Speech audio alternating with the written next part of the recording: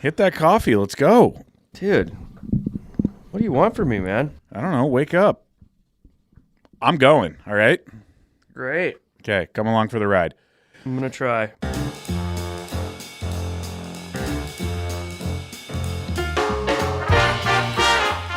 As the 1850 maxim from Francis Edward Smedley goes, all is fair in love and wardrobe. Welcome to the fellowship. My name is Adam Hawk. I am known for being a below-average football gaffer. His name is Ryan Engle. He is known for opening up the nuclear football and inputting the codes. If it feels like we just did this, it's because we did. 2 podcast episodes last week, a slightly bizarre episode that took a turn on Monday, and then an emergency follow-up edition to clear the air on Friday.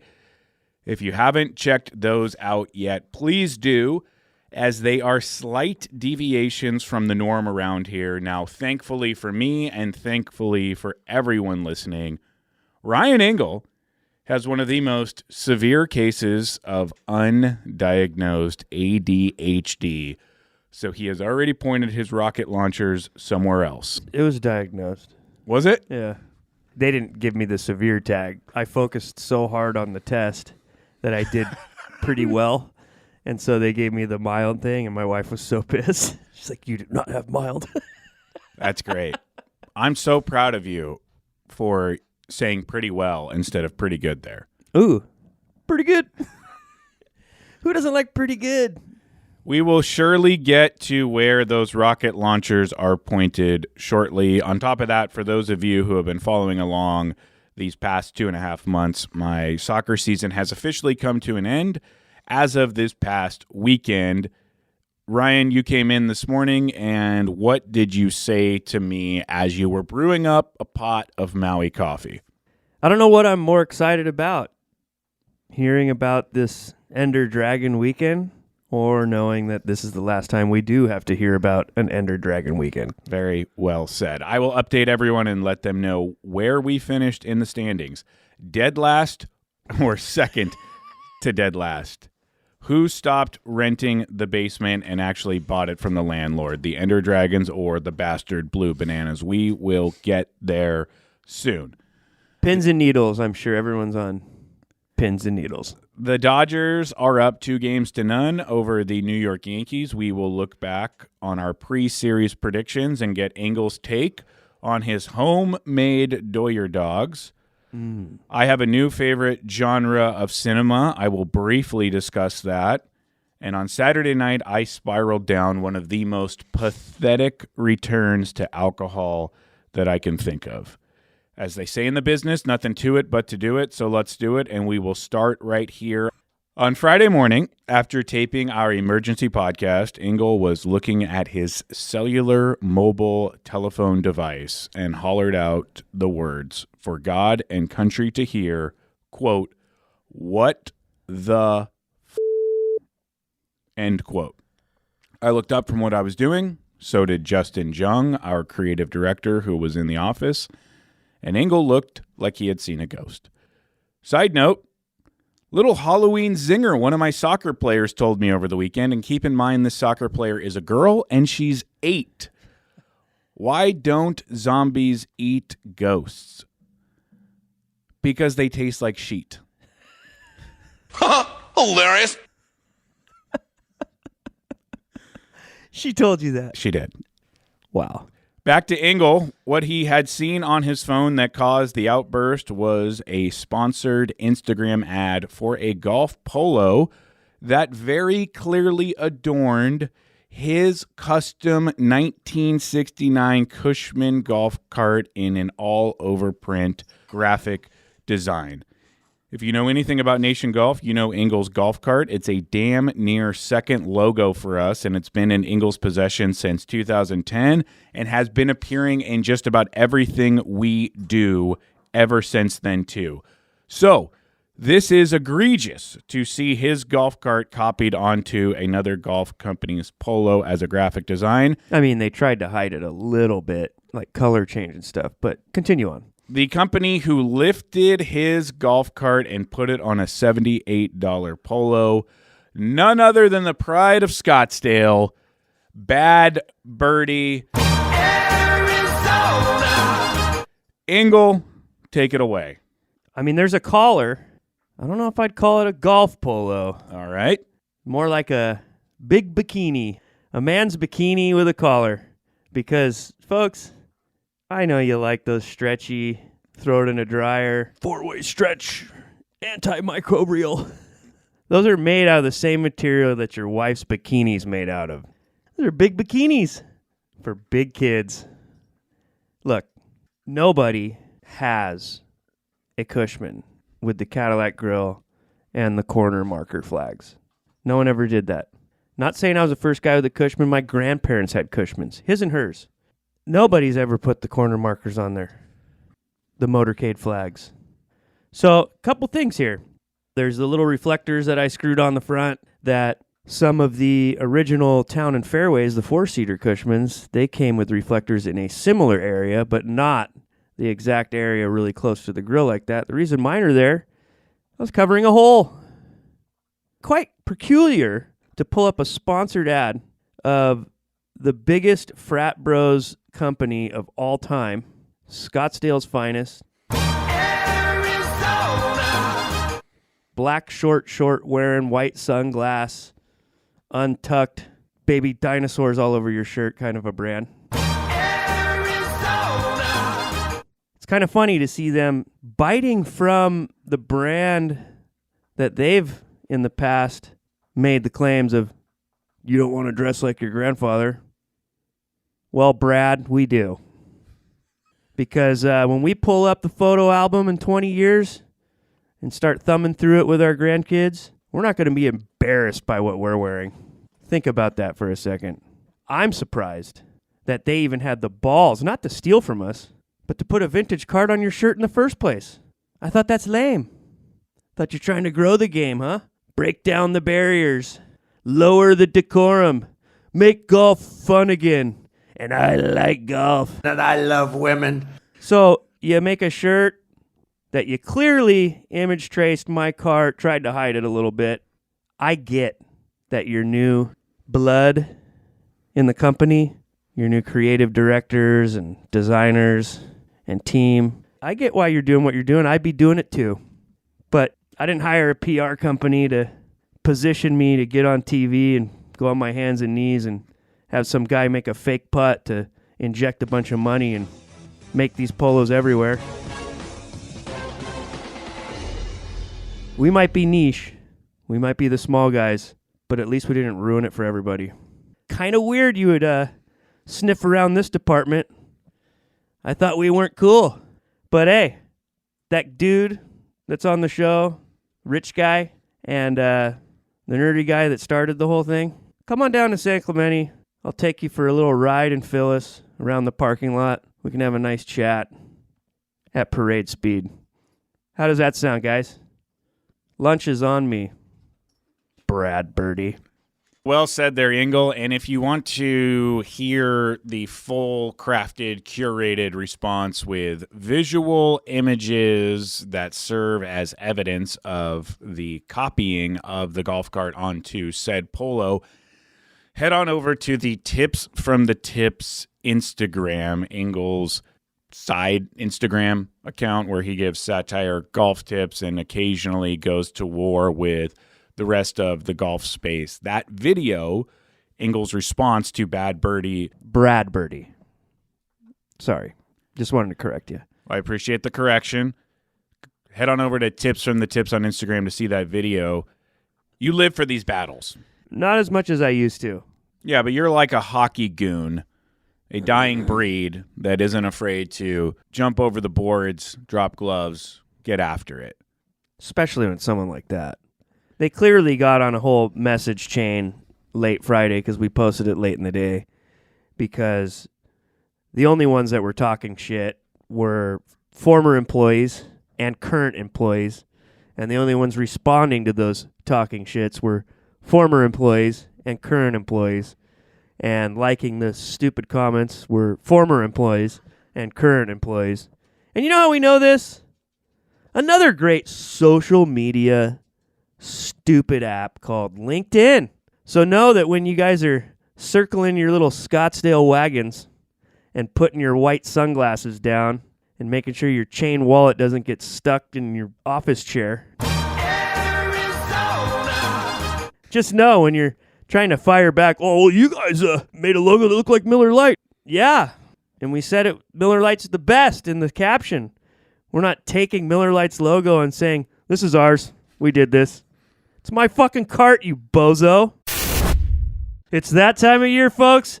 Disagreement and debate are in the air. But the two things that everyone knows for a fact is that topical commercials about the election are lame and Howie's Market is the best. When I think about casting a vote, I think about the writers of Los Angeles magazine casting their votes for Howie's Market as the best butcher in town. And when I think about policy, I think about Howie's store-wide policy of always having a parking lot barbecue every single weekend, rain or shine. And when it comes to a ticket that everyone can support, I think of the ticket I pull at the butcher counter when I'm looking for the best meat and seafood in town. Howie's Market also has the most qualified cabinet of appointed spirits, wines, and craft beer for all those who supported the repeal of Prohibition back in 1933. That's right, Adam. Howie's Market are staunch defenders of the 21st Amendment of the Constitution. God bless these United States of America, and God bless Howie's Market. The best stocked, the best looking, and the best run grocery store in the country. All right, folks. This is it. The final Ender Dragons update. Buckle up. It's a long one, but it will be the last one. Engle, feel free to interject wherever you see fit. Oh, I will. If you've been a regular listener of this podcast, you already know the following. This year, after taking a season off, I returned to coach my daughter's rec soccer team in Fullerton, making it my 5th time as head football gaffer. And this year, because the kids are now of a certain age, things count. Wins, losses, draws, goals scored, everything is logged and accounted for and posted online for everyone to see. And because of this, the temperature on competitiveness has been turned up. Our game started way back in mid-August, and things looked promising for Coach Hawk and his 12 players of 8 and 9-year-old girls. Week 1, we beat our first opponent by a score of 2-1. Little did I know at that time that we wouldn't score 2 goals in a single game again until week 7. And hell, we didn't even score again at all until week 6. A season that started off perfectly quickly plummeted to hell in a bicycle basket. Through 5 games, our record was 1-4-0, 1 win, 4 losses, 0 draws. And this set up a dramatic showdown with the Blue Bananas, the only other squad in our 7-team league having a worse go at it than us at that point in the year. Everyone knows that Ryan Engle had already been publicly calling for my job, suggesting the parents stage an ousting and appoint my assistant to be the head coach. I didn't come for your job. I said the right thing to do would be to resign. And maybe that was the right solution, because we were on a 4-game losing streak in which we had scored all of 1 goal during that stretch. But I laid it out to the listener. The Blue Bananas were our chance to get right, our chance to get off the schneid, our chance to score some goals, and our chance to snap the streak, and most importantly, our chance to stay out of last place. Before that match, back on September the 21st, Engle sent me a text message that read, quote, "I don't have a good feeling about this game," end quote. And again, folks, he was right. Blue Bananas 3, Ender Dragons 2, dead freaking last place. 1-5-0. 1 win, 5 losses, 0 draws. You coughed up 3 to them? How'd those balls get there? Did it just look like a broken pinball machine out there or what? Remember, folks, in soccer, the standings are based on points. You get 3 points for a win, 1 point for a draw, 0 for a loss. So at just 3 points on the season, we were in dead last, and the Blue Bananas owned the tiebreaker against us because they won that head-to-head meeting. I had never felt so low, so defeated. So, of course, God decides to have some fun with me, and I ended up running into the Blue Bananas head coach at school pickup. We walk home together. Did he tell you, I listened to the pod? Thank goodness he did not. And clearly you don't either because we've already gone over this. Okay. This is a reset. Oh, I thought this was now. No. Oh, God. This is all a chronological order reset. Can you tell me when you get to the important stuff? So I ran into the coach at school pickup. We walk home together, and at the end of the walk and talk, he backed up a dump truck of salt and unloaded it into my opened wound when he told me that beating our team really helped his team's confidence. I thought the Blue Bananas were our cure for getting right. Turns out we were theirs. How's that for ironic? Sounds a bit par for the course to me. 1 week later, we break the losing streak in the lamest way imaginable, a 0-0 draw, and that's a 0-0 tie. For those of you who don't speak soccer, our only saving grace is that the Blue Bananas kept on losing too, and there was still hope of jumping them into 6th place. Then the double-edged doubleheader recapped here a few weeks back with Jonathan Wayne Freeman. Early morning game, we get our doors blown off 7-1, worst loss of my coaching career. Wow. Now we're 1-5-1 on the year and have to come back for an afternoon game against the first place team. However, thanks to the greatest goalkeeping I've ever seen in youth soccer, we hang on by the skin of our silver-capped teeth to get the 1-1 draw, which was huge for us because it came directly after another Blue Bananas loss right on that very same field. So as I told Wayne Freeman last time we updated the listeners, the Ender Dragons, by way of 2 draws in 3 games and with a 1-5-2 record, now had 5 points on the season, and we were ahead of the Blue Bananas by a single point heading in to the final week of the year. And now that you're all caught up, let's get to this weekend. The final 2 games played on Saturday over the course of the dreaded doubleheader. The Ender Dragons need at least 1 point to stay out of last place, and depending on what the Blue Bananas did, we might need 4. The one thing we know we cannot do is lose both the games because that would put us in last, and the Bananas would have the tiebreaker if we finished with the same record. So I am freaking out. First up, a rematch against the team that rolled us up in a carpet and threw us off a bridge, that team that curb stomped us 7-1. Well, guess what? We lost again. Granted, we played them a lot better this time. The score was 2-0. Only problem here, Engle, my sideline had been feeling the effects of a long season in which it had been 71 days since we last won a soccer game. Did they finally fire you? A little mid-game fire? They lost their marbles, and they broke my 2 rules, my only 2 rules for parents. Way back at the first practice, I told the parents that I have just 2 rules for them. No yelling at the ref, no yelling at the other team. We aren't going to be those people that ruin youth sports. And for 8 games, they were model citizens.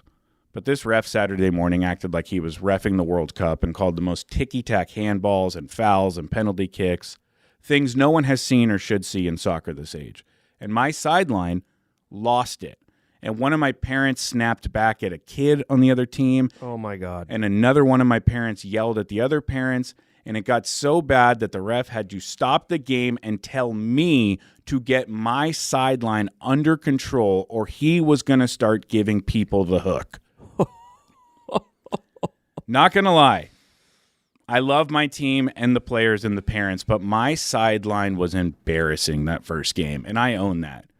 And after we lost 2-0 in a very hard-fought game, I went and apologized to the other coach and a handful of their parents and to the referee because we acted horribly. It was horse. There's no two ways about it. How did that apology go? Like, how did you word it? What'd you say? I went up to the coaches. There's two of them on the other sideline after the game during the handshake line, and I said, I am so sorry about the way that we acted. I apologize for that. You guys won this game fair and square, and you didn't deserve to have that coming from our sidelines. Please let all your parents know that I'm very sorry for that. But I'll take the blame for setting the tone and for complaining about some of the calls loud enough for my sideline to hear it.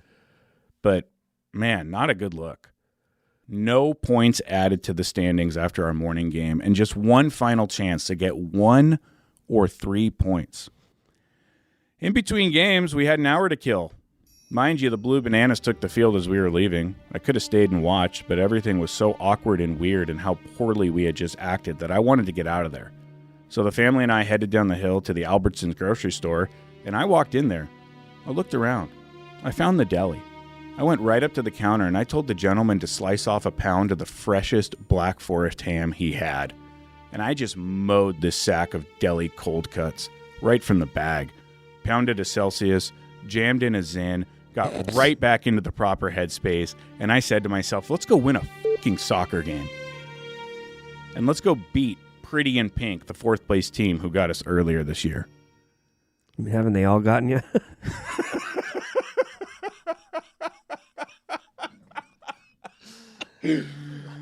Oh, you don't have to tell it like it is. You didn't have to tell it like it is, Marge. Yeah. And you're going to go first choice, Black Forest ham. We could have an episode on that. So I pull up to the yard. The Blue Bananas are still playing. I have no idea what the score is. I just know that it's almost over because my team was scheduled to start soon. And then the 3 whistles. Game over. I sneak over to the ref as to not look like a complete psychopath who is scoreboard watching youth girls soccer because of 6th and 7th place implications. And I ask who won. The Blue Bananas lost 3-0. Their season is over. And they finish at 1-7-2. 1 win, 7 losses, 2 draws. Good for 5 points. Let me remind everyone right now, with 1 game left, we were 1-6-2. 1 win, 6 losses, 2 draws, good for 5 points. Same as the Bananas. If we lose this last game, we finish tied with the Bananas, and they'll get 6th place, and we'll get last because of that tiebreaker. Because of that one game where you texted me and said you had a bad feeling. I'm going to make a prediction. You guys had a draw on the last game. God wouldn't have given you a win, and you barely nudged the Blue Bananas for second to last. That's my take. So I need a point. And all I need for that point is a tie. Yep. But I don't want a tie. But you're going to get one. I'm sick of ties. I want to win. 71 days since my last win. All these podcast episodes, all this embarrassment, all this time spent, all these people rooting for me, rooting against me, all these drives to practices, all these Saturdays spent in the blazing Fullerton sun, all the loading and unloading and tying girls' shoes and screaming and yelling and planning our substitution rotation and reading league emails. I want a win. Give me a freaking win. I need this.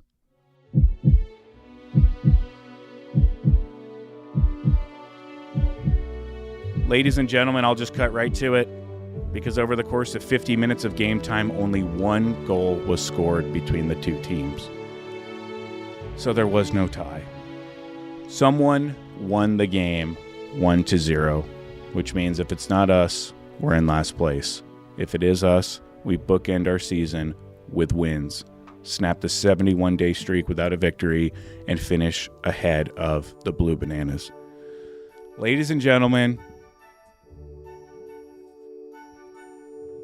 Ender Dragons 1, Pretty in Pink 0. The Ender Dragons win 6th place, and the Ender Dragons jump the Blue Bananas, bookending their season with a win. Unfreaking believable, folks. I got the win, baby. Woo! Yeah! Yes! Yes!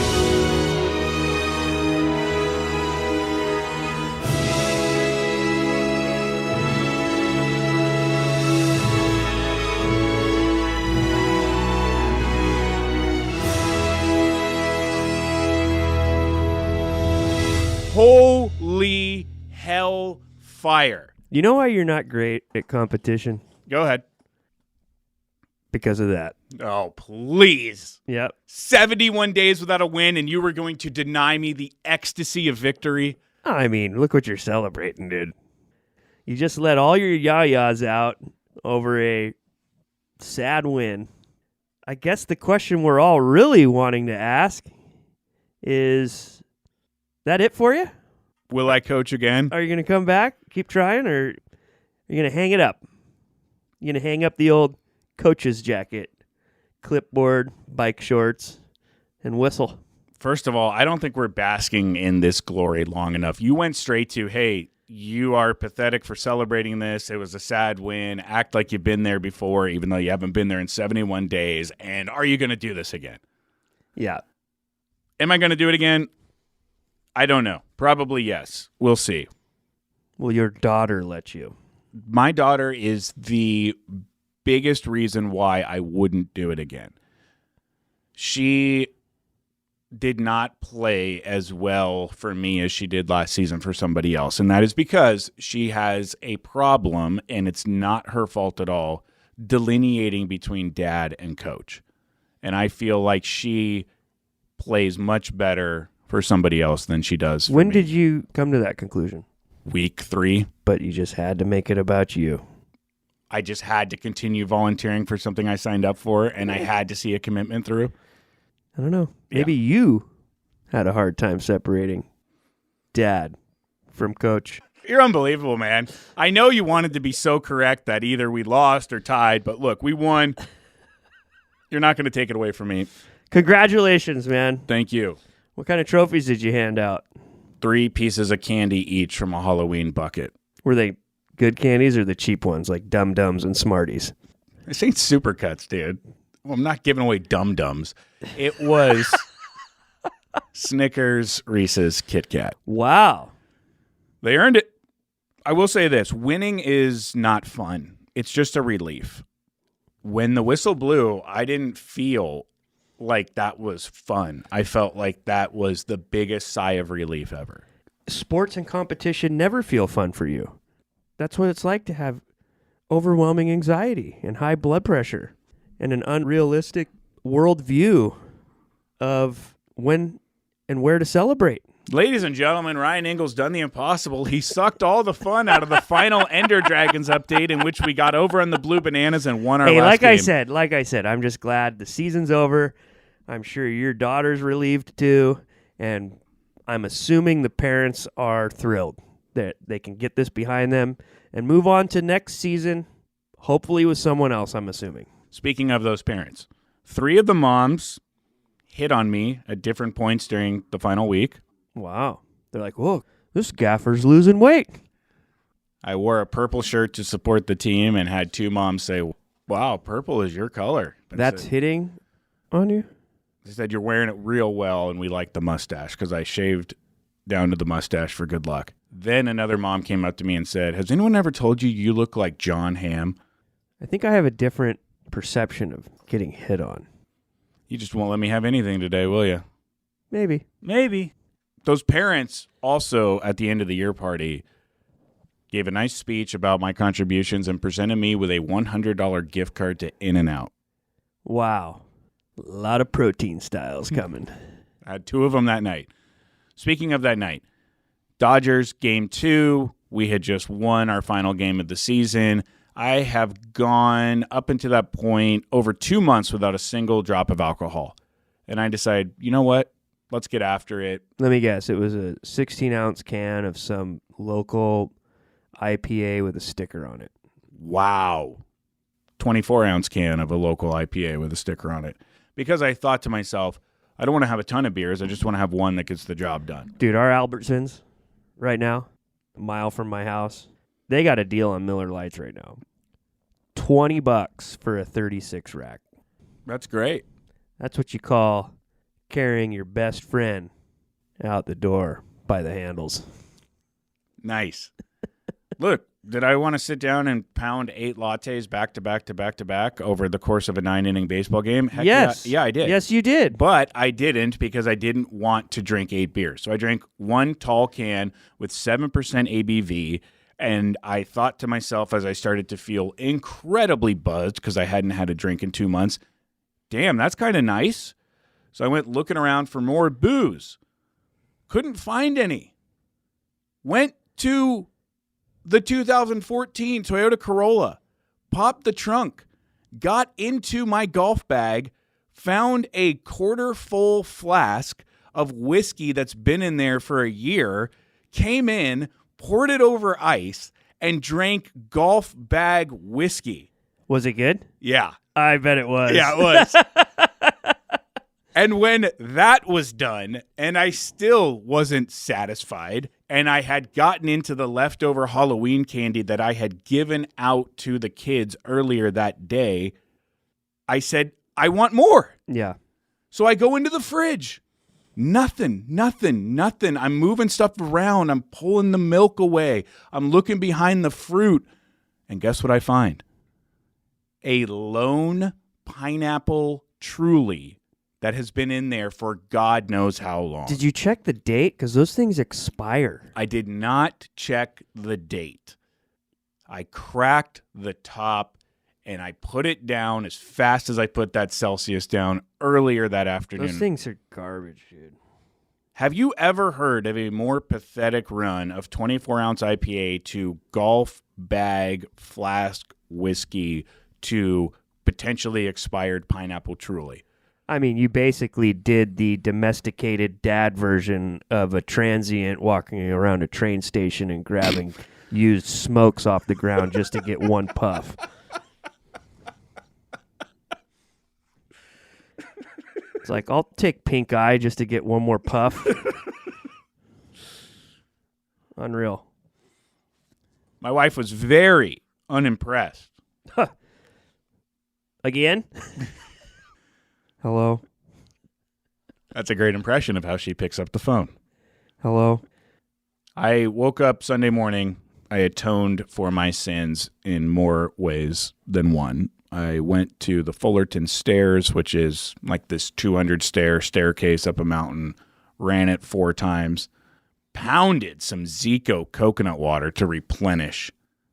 Felt great, got home, cooked eggs and bacon for the family, rounded up the kids, got them in the car, went to church, came back, conked out for 2 hours.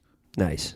Woke up, went and saw a movie, and we'll get to that in just a sec because I have a new favorite genre of movies. But I want to get you back involved in the podcast as we talk about the Dodgers and Yankees. As we sit here today on Monday, October 28th, ahead of Game 3 of the World Series, the Los Angeles Dodgers are up 2-0 in a matchup that has somehow exceeded the hype.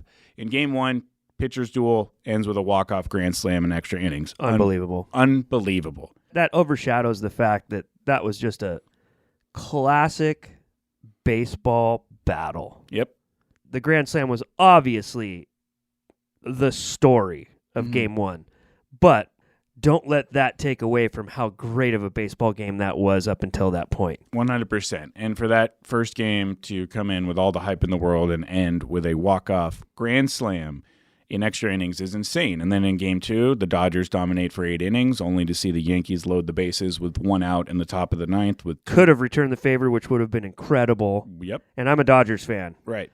But wow. But the Yankees have 2 chances to tie it, and ultimately they come up empty in 2 of the most ass-clinching at-bats of all time. The Dodgers are up 2-0, but make no mistake about it.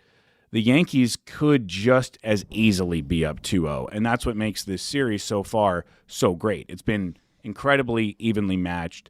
That said, I predicted the Yankees would win before the series started, and I just do not see that coming true. How are the Yankees going to win 4 of the next 5 games against this Dodgers team?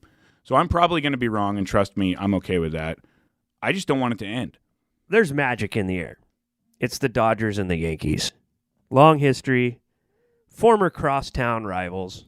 These are the 2 marquee spots. This is it. And they made it. And even with all those payrolls we've learned over many recent years, nothing guarantees your spot in the World Series. It takes magic to get there.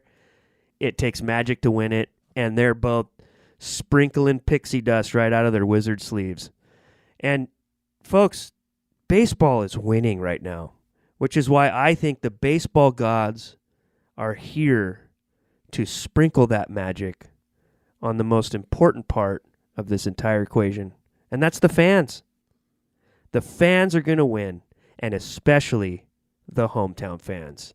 I think we are witnessing one of the greatest series we'll ever see. I think it's going to end in fireworks, and I think what we're going to see is each team is going to give back to their incredible fan base. LA and New York have incredible fan bases, and each team is going to take care of home. And we're going to see the Yankees win the next 3, and it's going to come back to LA, and it's going to be 2 nail-biters to win it. Let's get to the Doyer Dogs, which on Saturday night you threw on the grill. Talk to me about the Dodger Dog. Well, I bought a bunch of the officially branded ones. They don't normally have them in our neck of the woods in South Orange County, but a couple of years ago, the Albertsons by my house had them. And so I bought 12 packs and just threw them in the freezer. Pull these out if the Dodgers have a chance at something. Blew the frozen dust off those bad boys and thawed them out. I didn't go full boil. I just went like hot water to thaw them in the package. Got them kind of room temp. Got the Blackstone. Threw down a little beef tallow on the grill. And got that thing where the rendered cow fat was kind of dancing, popping, locking. Threw those things down. Seared one side and then started rolling them and rolling them and rolling them. We had this golden brown snap ring around these bad boys. Whew! Had 1, 2, or 3 too many Dodger Dogs that night, but it was for the sacrifice of the team. We were talking after game 1, my wife and I, when Freddie hit that bomb. First pitch, we're going to need time to evaluate this, but it could be one of the greatest hits of all time. In that moment when my wife and I were talking, because it was just us two at game 1, I was like, I am so incredibly happy for the many who were there in the flesh that night, because if you know Dodger baseball and you know Los Angeles, yes, there is a huge chunk of those people physically there that are rich, famous, somebodies, but there's also a huge chunk of the Dodger loyal that they're a different demographic. You know that they were like, oh my God, we have to go. I'm putting this on the credit card. I am putting my financial livelihood in risk because we have to see this happen. And there was a huge number of people there that night, and I guarantee you that were a little overextended to be there because they wanted it so bad for them, the team, their lore. What an experience to get that. They're going to share that story with their families forever, and that was just cool. And I think that's what's so special about baseball. It's pretty gnarly what the ticket prices are. Pretty cool to see something like that happen, given the fact that I assume a lot of the people there maybe couldn't really afford what they did, and they took a little bit of a risk. Risk-reward is American dream. Well said. And if anyone knows about overextending themselves and floating things on a credit card, it's you. Got to make plans. Very happy to see Freddie Freeman do that. He came within minutes of his 3-year-old son, Max, passing away from an extremely rare disease just a couple of months ago. So for him to endure that in the middle of a baseball season and to have that moment with his father in the front row, insane. And that is why baseball is so romantic and amazing and good for Freddie. He deserves it. Do you think his teeth are that white to distract the pitcher? Between how high his pants are and his teeth, I don't know how you pitch to that guy. Can't wait for tonight. Can't wait for Tuesday night, and hopefully we have a Wednesday night. I have a new favorite genre of films. Sci-fi? Nope. Rom-com? Nope. Let's watch a movie tonight, honey. My new favorite genre of movies, kids' movies. Okay. Cannot believe I'm saying it. I think the 3 best films I have seen this year have been animated kids' movies. Inside Out 2 could win an Oscar It's that good. If was fantastic. And I saw a movie yesterday that will stick with me for the rest of time. Sing 2? The Wild Robot. Oh, God. Heard of it? No. What do all three of these movies have in common? Tearjerkers. Mm. These writers are writing for the parents at this point, and they are really playing with your emotion of being a parent because they know for a fact that you are going to be sitting with your kid in that movie theater. 5, 6, 7, 8, 9-year-old kids are not going to movies by themselves. They are accompanied by a parent or guardian, and that parent or guardian is on an emotional roller coaster. The Wild Robot will absolutely floor you to hell if you are a parent. I cannot recommend it enough. It is currently rated at 98% on Rotten Tomatoes. And let's not forget about Up, Coco, The Iron Giant, Moana. These kids' movies, There's definitely some really good ones. unbelievable. Everything's down to a science now. They know. They all have the formula. They know what emotions they're banking off of, and they're just stringing you along till the end so they can punch you in the nuts and watch you cry. Yeah. They know. You're sitting there with your little one. You're like, I'm going to be a better dad. It starts today. I'm a better dad today. And these guys are laughing in the Hollywood Hills. Laughing at us, dude. Like, gotcha, bitch. They did. I mean, are you going to be a better dad now, or? Only time will tell. I had a hell of a weekend this weekend. Thanks for asking. Friday was great. Got to hang out with you and Justin and watch you wage war against a golf apparel company after we recorded a podcast. That was great to get some content out there. Then I went to the annual fall carnival at my kids' elementary school where they just have a ton of games, and it's kind of lame, but this year was different because they had an inflatable screen out playing game 1 of the World Series. Smart. It was like a sitcom. It was so cliche. Every dad at that school was around that screen, and every mom was with their kids in line for the games. It was like a episode of The Simpsons. Yes. And I was looking around, I'm like, I should get out of here. This is a bad look. And then I'm like, this is a really good game. So I do have to mention this. Parents bragging about their kids is an annoying thing, but I do have to say that we went and played this game where you got to knock over a pyramid of cans, and my son Johnny, who's a lefty and is 5 years old, just threw 3 of the fiercest rockets right at these pyramids and knocked them all over. And when he knocked down the final single can, this girl was walking towards him and just goes, "Hi, Johnny." And he just looks at her and goes, "Hi." And I turned to my wife and I said, this kid just had like the most athletic moment in the world and then had a girl say hi to him, and he played it so cool. Who did he get that from? He clearly didn't get it from me. I've never done anything that cool in my life. According to you, that would have been hitting on him. Great callback. I'm becoming more and more impressed with your broadcasting chops lately. Really? Really? Maybe. Saturday, we had the doubleheader ending in a win and an end-of-the-year party. Yeah, we heard that. And a Dodger game. And then Sunday, the workout, the church, the movie. Just a great weekend. I know. You need one more day. You really do. Yeah. Monday should be the day of rest. Laundry, get ready for the work week. Go hard in the paint Tuesday, Wednesday, Thursday, half day Friday. Love it. Love it. Henry Ford is such a dick. Saturday, Sunday. Thanks a lot, pal.